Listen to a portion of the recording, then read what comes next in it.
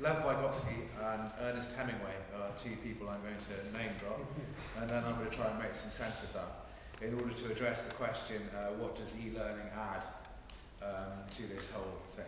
So Vygotsky is associated with the notion of collaborative learning and this learning as a sort of social practice. And in fact, the notion that all culture is social practice, and that you learn it by doing it interactively, but also by seeing it done.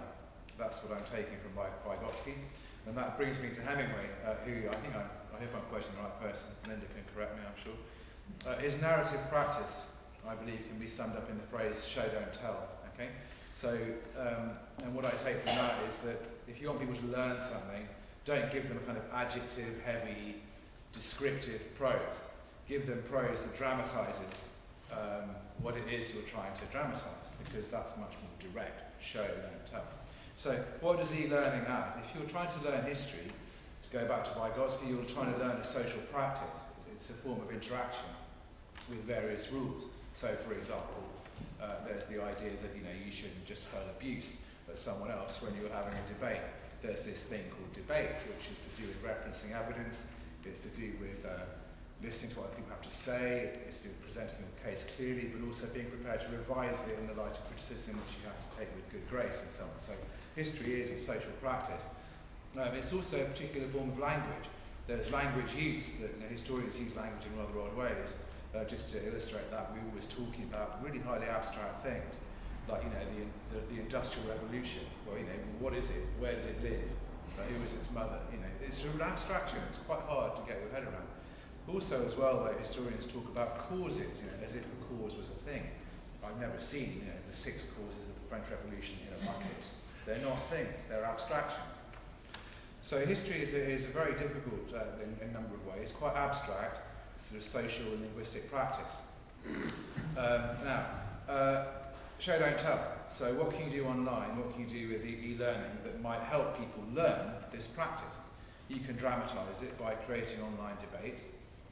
You can model historical thinking. This is, I think, the beauty of these short podcasts. And also, you can provide opportunities for people to rehearse this new language they're learning, this new practice they're beginning to understand. To show you what I mean by modelling, there's a great little clip that we've used in a number of the in the toolkits we've developed. It's Roel Hilberg talking about the Holocaust. It's a little clip from the film Shoah, and he spends 10 minutes or so just scrutinising this German timetable between various places in Poland and Treblinka, and it's much more powerful, I think, to see Hilberg read a timetable than it is to read a chapter about how to be critical with sources. He just sits there, pulling it all out, marvellously.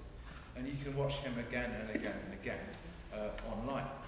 Similarly, when the postgraduates talk about their research on these clips, which we've integrated into the site, students can have historical practice modelled for them. This is also true when the historians talk, and they can watch it again and again and again.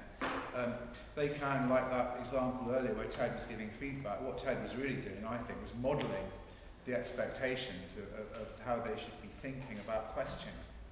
And that is rehearsing or demonstrating in front of the students the kinds of thinking that history calls for. And it's there, it's archived, it can be revisited again and again and again. So I think if we think about learning history as learning a language and learning a certain set of practices, and if we then follow the principle that if you're going to learn something, it helps if you see it practiced and you have an opportunity to rehearse it, I think on e-learning is bound to add a lot to our efforts to develop undergraduate